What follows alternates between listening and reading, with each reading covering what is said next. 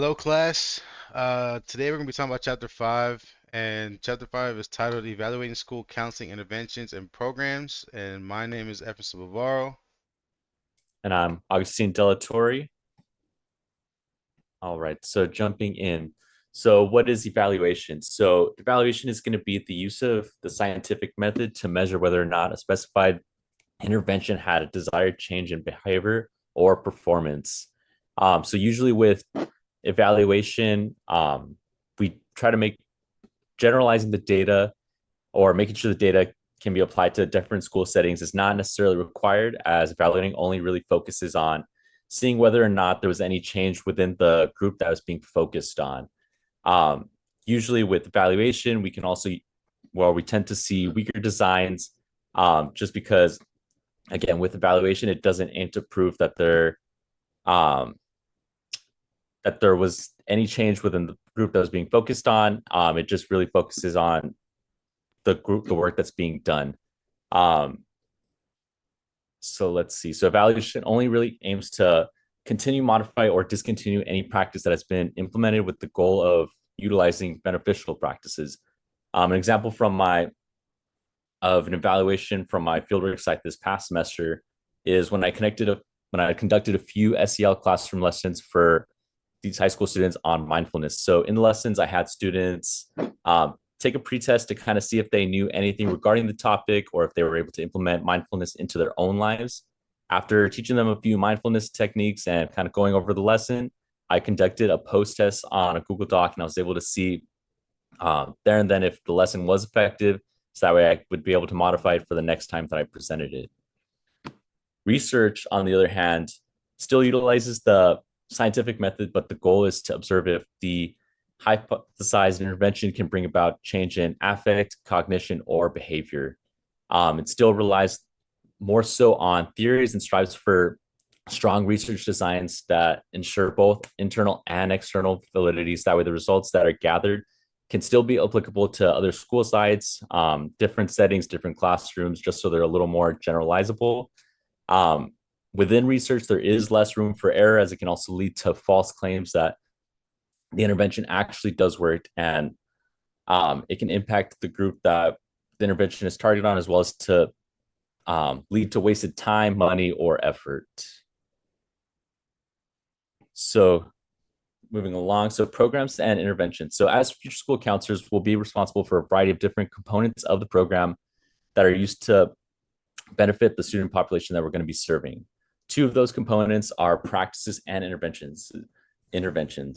So practices are the mechanisms that guide professional decisions that are made within the program, and mechanisms that ensure effective connection of the program to other school subsystems and professional best practice. Sorry about that. It's my dog in the background.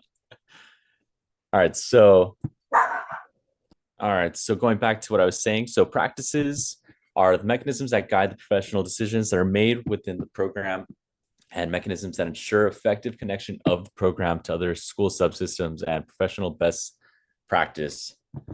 Um, so evaluating practices is necessary as it helps determine whether the culmination of certain interventions are effective for the students that we're serving.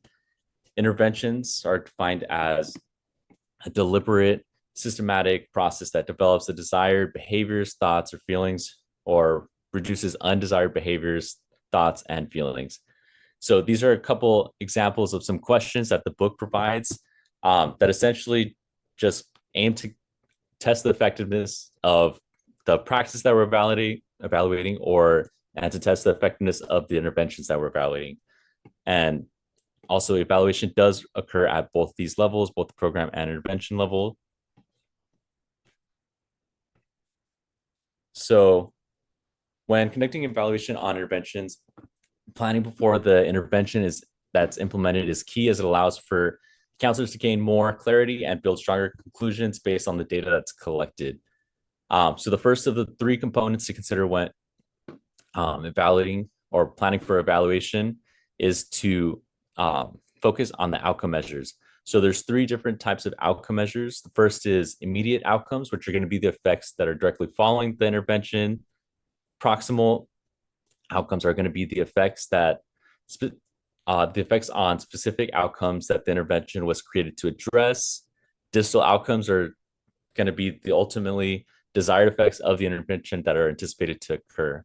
So, a way of looking at these examples could be a 3 session small group intervention aimed at anger management. So, in this scenario, the immediate outcomes would be the desired learning and behavior changes students demonstrate directly following that last and third and final session.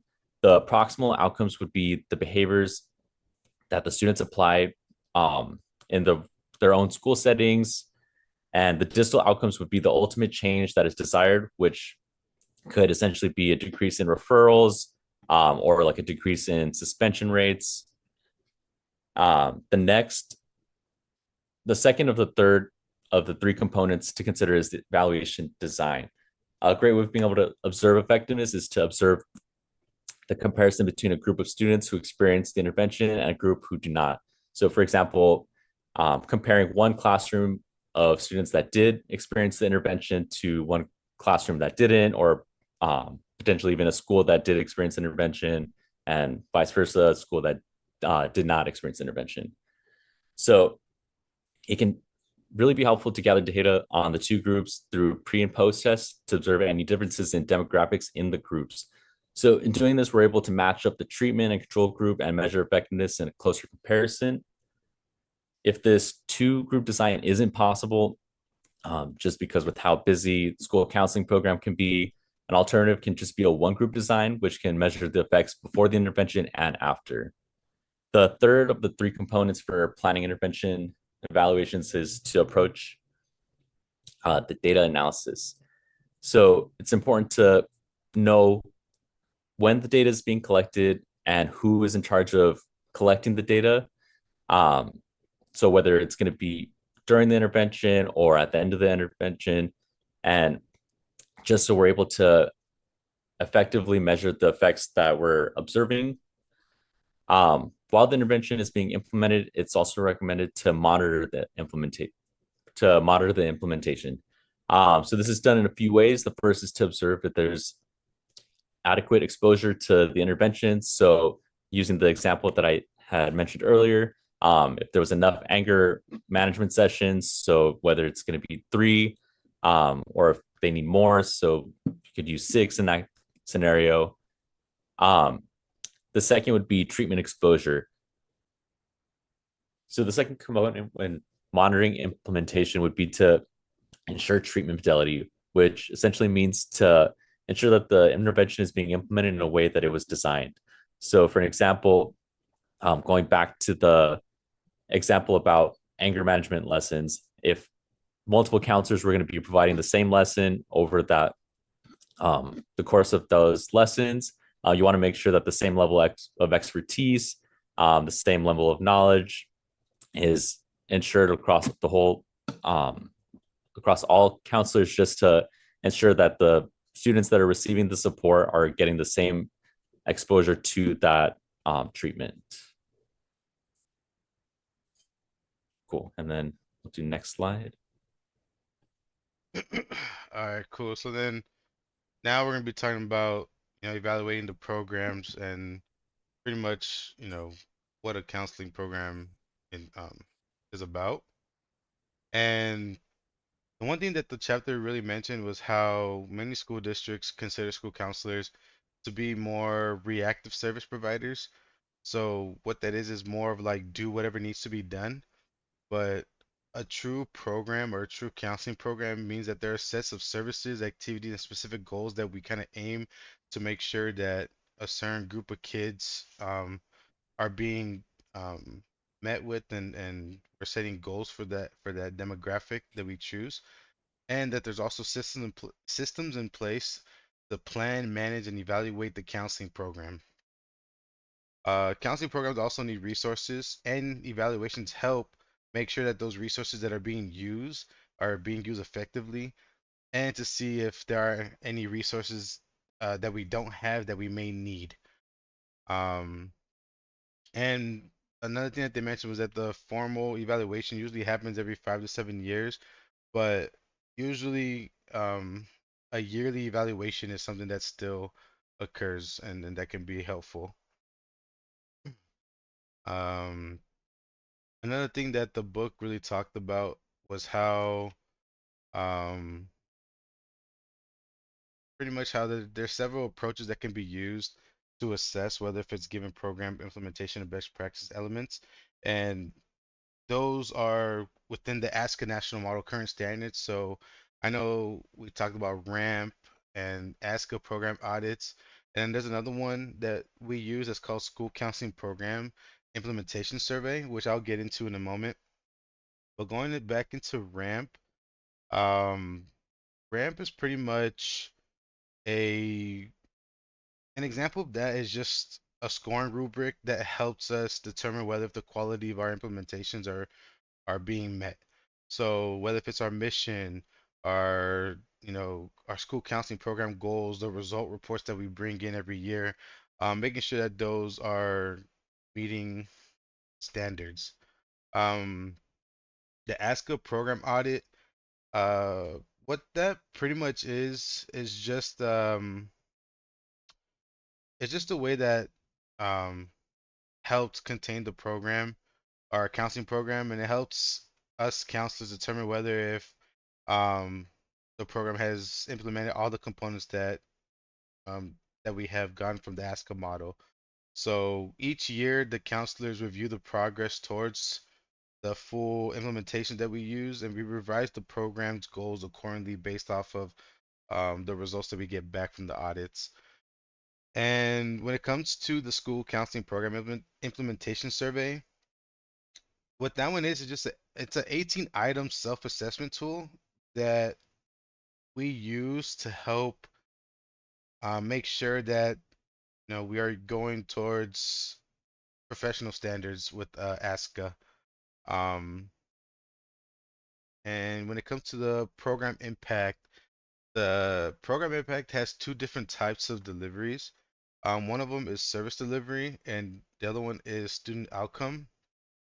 And when it comes to the service delivery, that one is basically um, talking about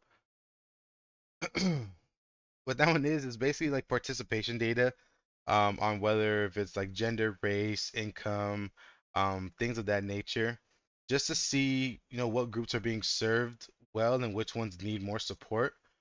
And then the student outcome is basically um, when we try to measure, things that need to be um, looked into. So, for instance, if us counselors identified bullying as a problem, the one thing that we would do is we'd have a survey for that, and then we would go ahead and start to implement counselor-led interventions that would help reduce bullying.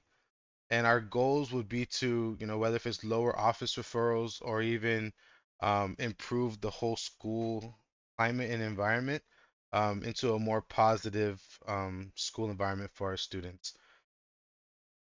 Another thing is that they prioritize the most important goals and focus on those. So, like I said, if your school is more about absenteeism, chronicle absenteeism, then that would be a goal that you would focus on. If the school is more, they need more goals to focus on bullying, then of course, then they would go towards bullying. Another thing that the book talked about was how evolving parents, teachers, administrators, and students could help decide what goals matter the most. Just that way you guys could try to find the priority of which one is best for your school climate. Next, please.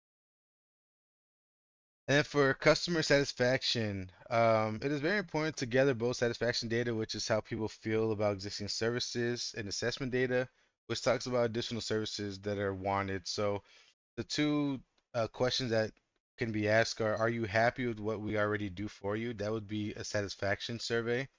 And then the other one would be what services would you want from us, which would be an assessment survey. Um, the first one is basically just asking if what we already give you is enough, and the other one's asking whether is there any services that you've want that we didn't provide. Um, Another thing is that we didn't really that we don't really have tools that are ready to use when it comes to um the whole like evaluation for some students, and one that was already ready for us to use that the book mentioned was the Intermediate Elementary School Student Counseling Needs Survey. And what that was just a delivery tool um to help us understand what students liked about the school counseling program in their school. Um, and then most schools do exit surveys for seniors just to gather information on what can they improve within their counseling program, and it goes all the way towards teachers too and administration just to see what we could implement. Sorry, going back to what I was saying. Um, the last thing when it came to this section in the book was that it talked about how it was very important how information such as sex, race, ethnicity, reduced lunch status, EL learners, and even special education status, how that can be important information for, you know, which groups that we feel need to be served in the within the community. And knowing things like that could help us um, create interventions and services that are going to help target that demographic and make sure that they're um, receiving the resources that are necessary, and that us as counselors are making sure that they're being um, implemented into the counseling program and making sure that we actually reach out to those demographics.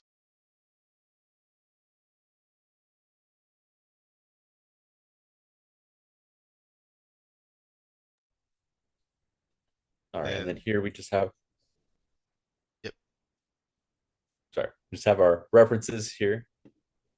And thank you everybody for listening. That is it. yeah, all right, cool. Thank you guys.